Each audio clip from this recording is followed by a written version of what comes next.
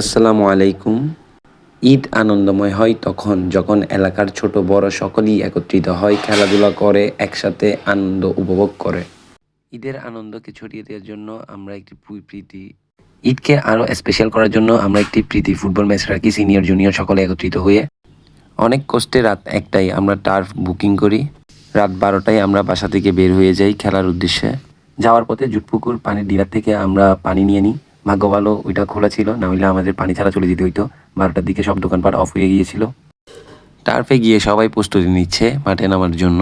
আমাদের পাড়ায় অনেকেই ভালো ফুটবল খেলে, আবার অনেকেই প্রফেশনাল। মাইনুর অফিস থেকেই সে বাড়ি থেকে রেডি হয়ে বের হয়ে যায়, খেলা শেষে সে শহরে চলে যাই। টার্ফের ভাড়ার জন্য আমরা কালেকশন করতে শুরু করি। সকল থেকে আমরা ১০০ টাকা করে নিই।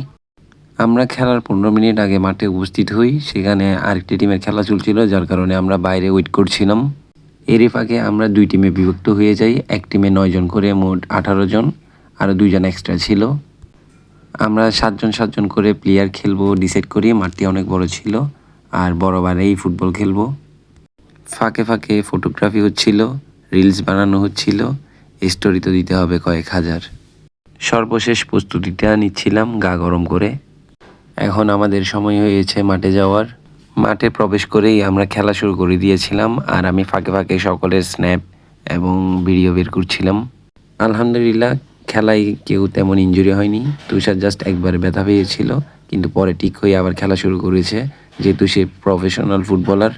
ঈদে বাড়িতে এসে যদি এরকম অ্যাক্টিভিটি না থাকে, খেলাধুলা আনন্দের, তাহলে ওটাকে ঈদ মনে হয় না। সব কিছুই ঠিক আছে, জাস্ট সকলকে পাওয়া যায় না একসাথে। সবচেয়ে কঠিন জিনিসটা হচ্ছে সকলকে একত্রিত করা। আর যদি সকলকে একবার একত্রিত করা যায়, তখন তাদেরকে কেউ আর দমিয়ে রাখতে পারে না। ফুটবল ম্যাচ আমরা ২ ঘন্টার জন্য ভাড়া নিয়েছিলাম। খেলা শেষে আস্তে আস্তে ৩টা, সাড়ে ৩টা হয়ে যায়। খেলার রেজাল্ট ছিল ১১-১১। ম্যাচটা ড্র হয়েছে। আজকের খেলার ম্যান অফ দ্য ম্যাচ হচ্ছে আশু মামা এবং খাজা মামা। এই ম্যান অফ দ্য ম্যাচ ভালো খেলার জন্য অথবা গোল করার জন্য নয়, এটি হচ্ছে আমাদেরকে সুন্দর একটি সময় দেওয়ার জন্য। ঈদের ছুটি শেষ, সবাই আবার ব্যস্ত হয়ে যাবে। সবাই সবার পার্সোনাল লাইফ নিয়ে আবার বিজি হয়ে যাবে।